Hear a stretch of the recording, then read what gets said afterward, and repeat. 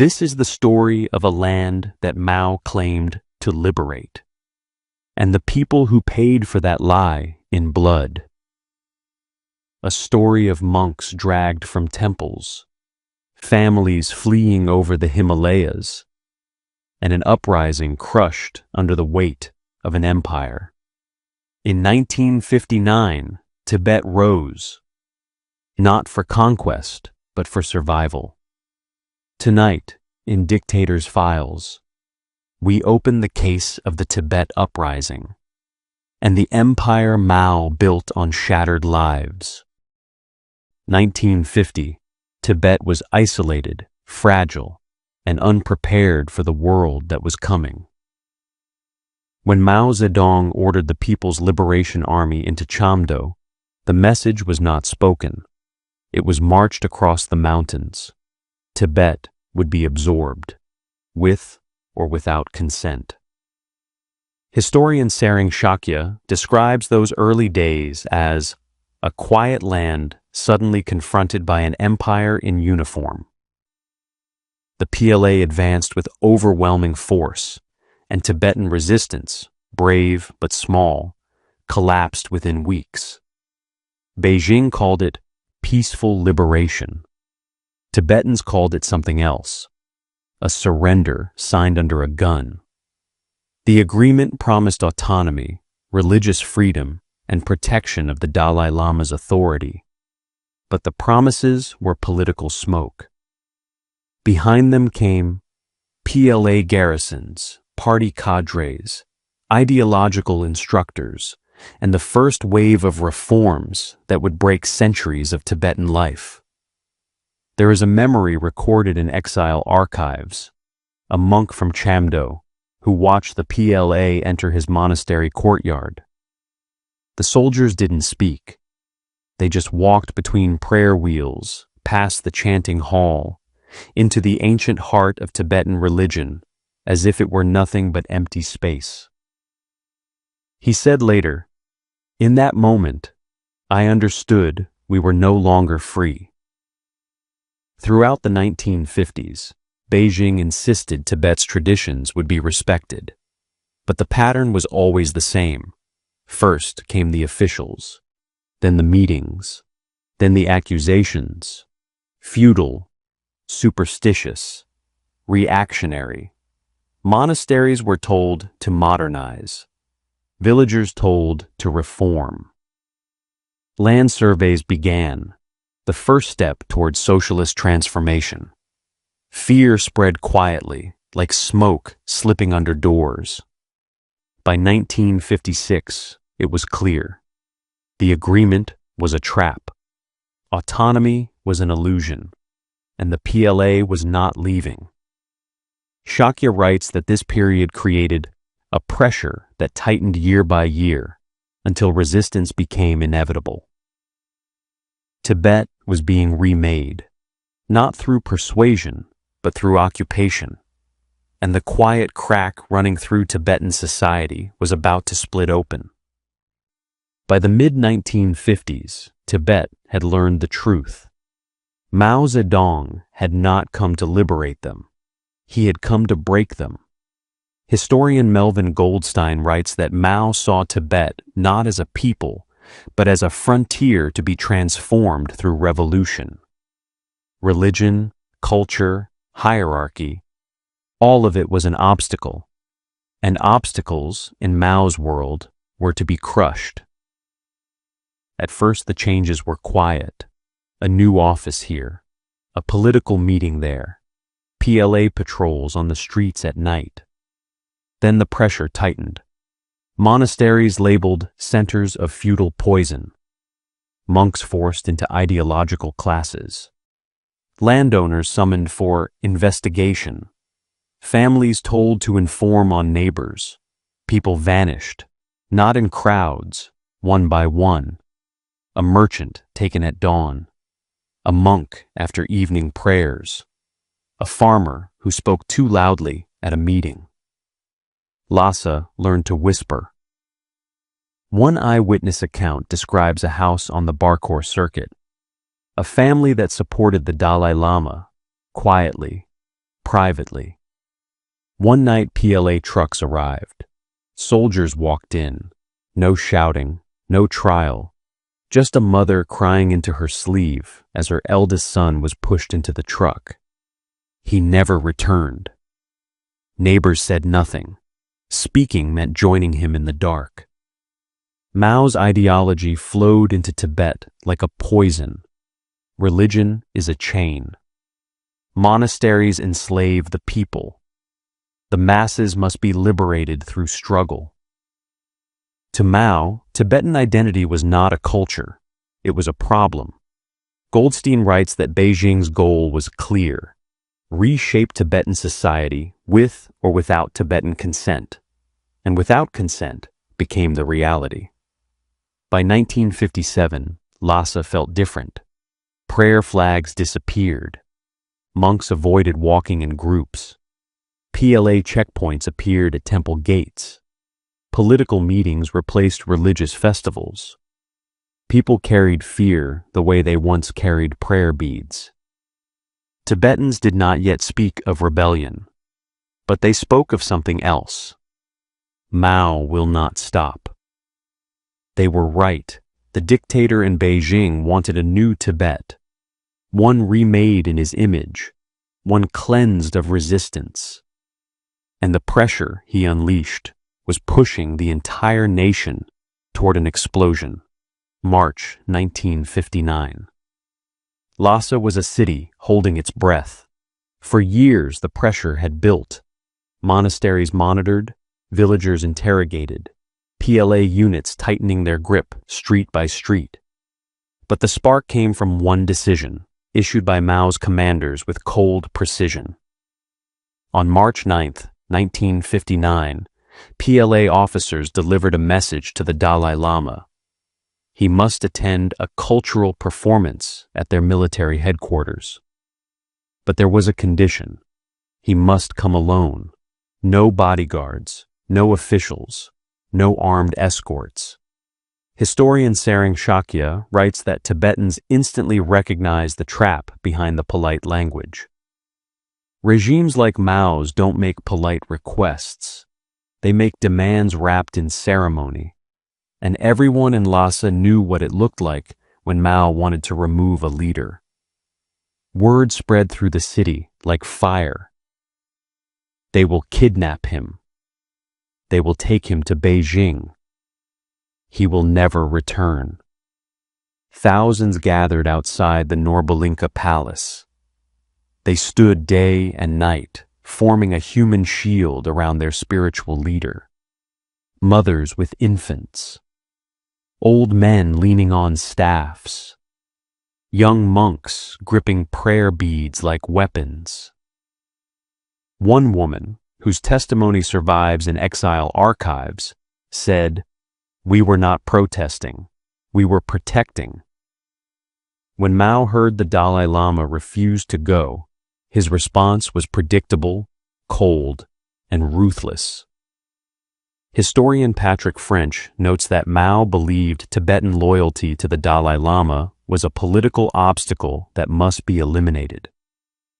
He ordered the PLA to restore order, a phrase that in Mao's vocabulary always meant violence. PLA units began moving into position around temples, government buildings, and the roads leading to Norbulingka. Lhasa understood the meaning immediately. The time for fear was over. The time for resistance had come. By March 10th, tens of thousands surrounded Norbulingka, not with weapons, but with desperation.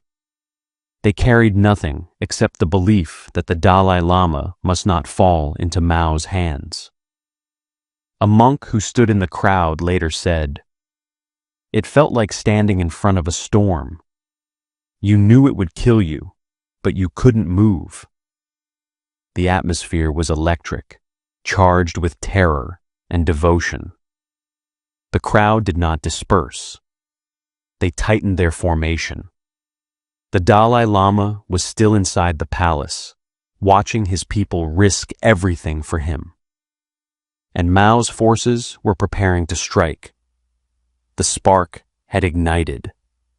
The uprising was moments away. March 1959. The moment Mao had been waiting for arrived. Tens of thousands of Tibetans surrounded Norbulingka, refusing to let the Dalai Lama be taken.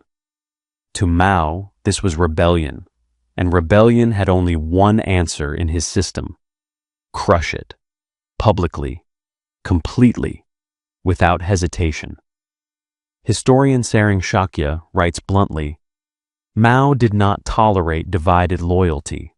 The Dalai Lama's influence had to be destroyed. So Mao issued the order, and the PLA moved. Artillery units took positions outside the city. Their targets were not military bases, not armed camps, but the neighborhoods around Norbulingka, where civilians stood shoulder to shoulder. At dawn, the shelling began. Witnesses described the ground shaking, monasteries trembling, children screaming as explosions ripped through houses.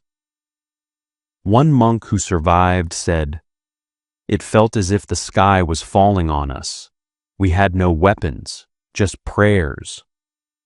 But prayers meant nothing to Mao's empire. The Dalai Lama's summer palace, a symbol of Tibetan culture, was shelled repeatedly. The PLA called it counter-revolutionary headquarters. For Mao, symbolism mattered. If the Dalai Lama inspired loyalty, his home must be broken, his world must burn. From March 20th to 23rd, Lhasa became a war zone. Only one side had weapons. PLA machine guns swept through alleyways where families hid behind stone walls. Monks tried to defend the Jokang temple with anything they could carry: hoes, sticks, ritual daggers. They were cut down. Historian Warren Smith notes that the overwhelming military response was designed not just to suppress, but to terrorize. This was Mao's logic: make rebellion impossible by making its memory unbearable. In the chaos, one monk fled from Jokang Temple as PLA soldiers set buildings ablaze. He carried a single rescued scripture, a centuries-old text saved from flames. He ran through smoke and gunfire until he collapsed beside a river. Years later, he said, "I couldn't save the monastery. I could only save one book."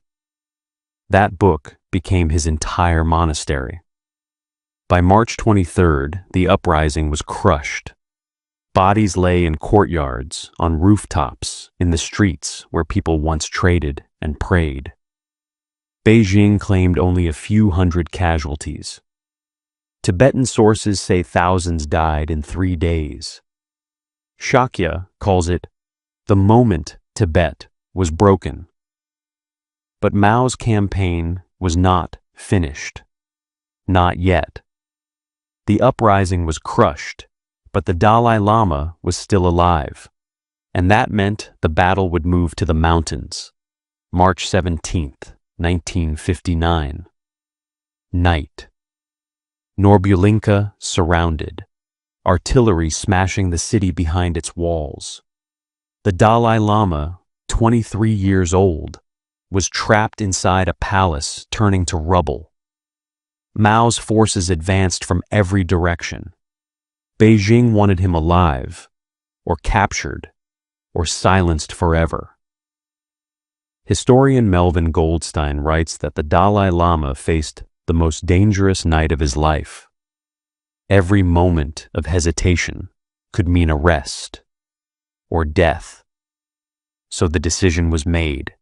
He would escape, not by diplomacy, not by negotiation, but by vanishing into the mountains.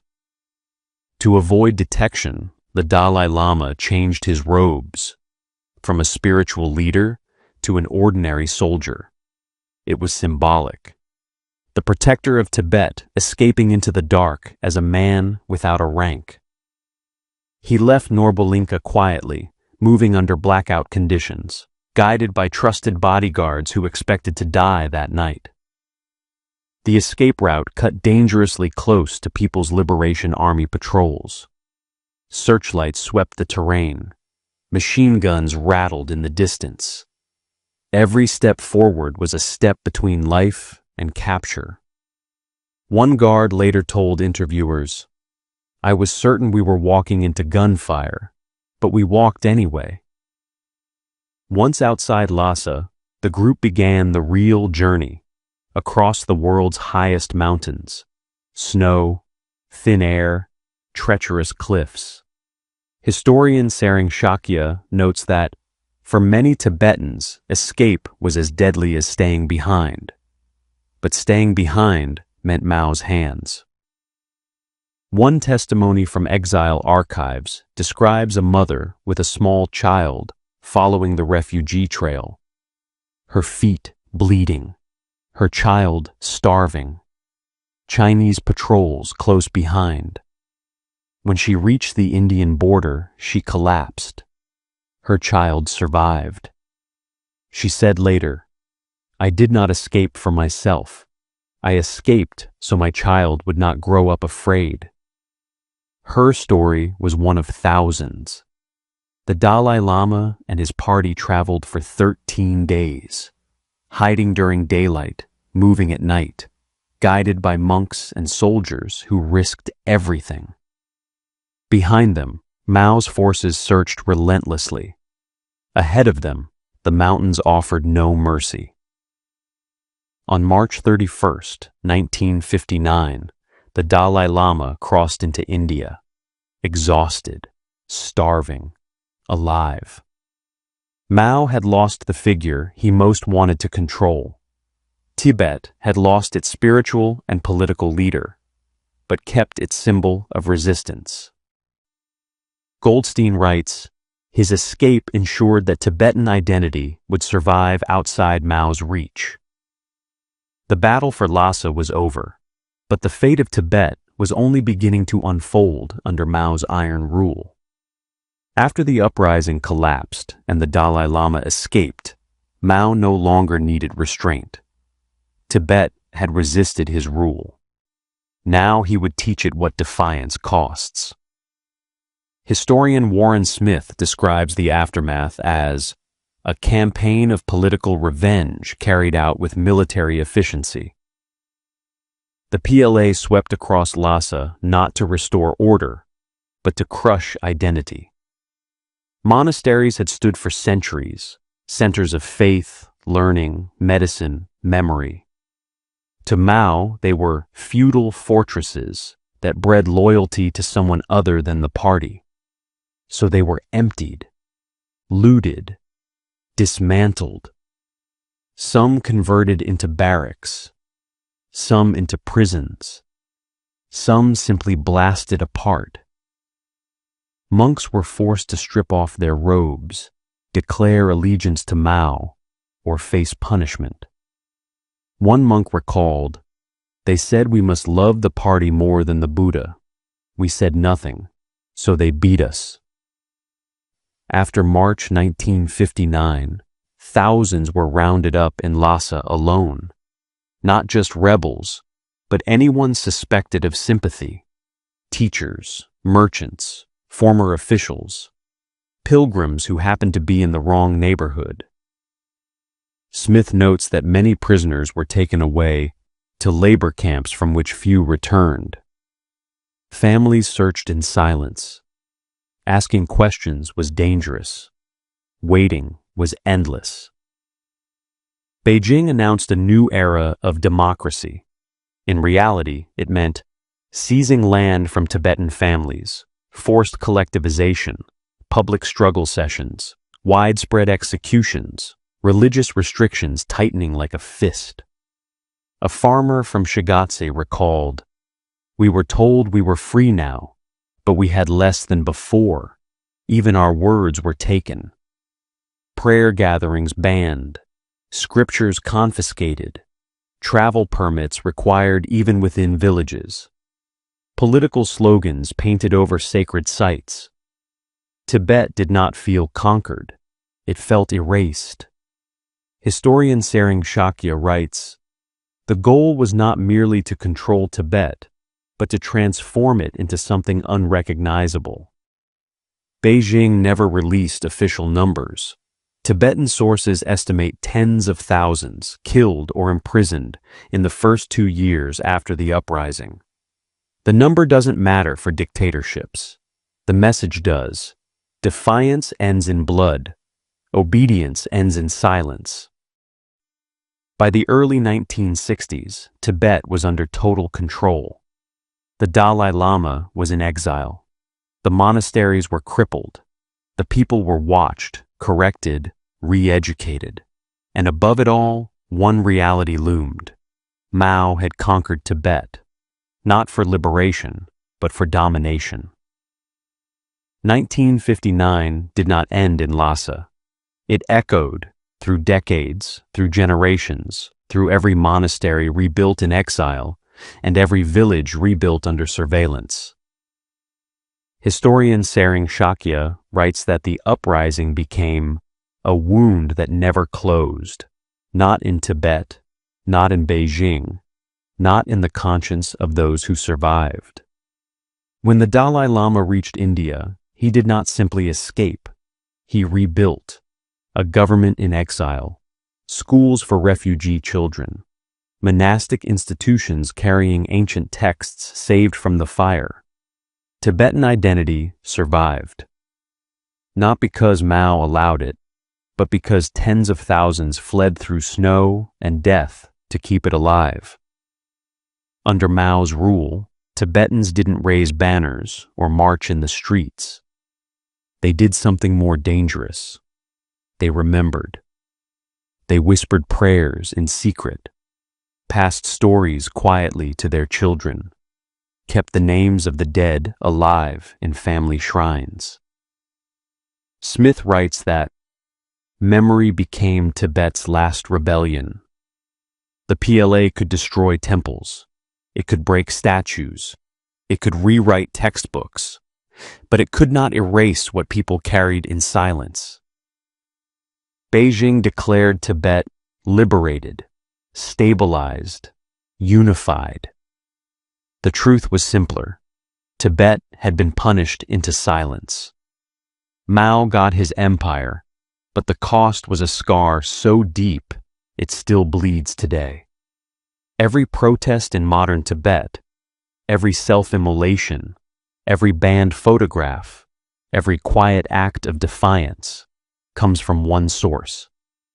The spring of 1959, when a people discovered that Mao's promises were cages and freedom meant exile or death. Dictators rewrite history because they fear its memory. And the memory of 1959 is clear. An empire built on blood cannot claim legitimacy. It can only claim power, temporary, fragile, borrowed from fear. Tibetans lost their land that spring, but they kept something Mao could never touch, their story. And stories, unlike dictatorships, do not die.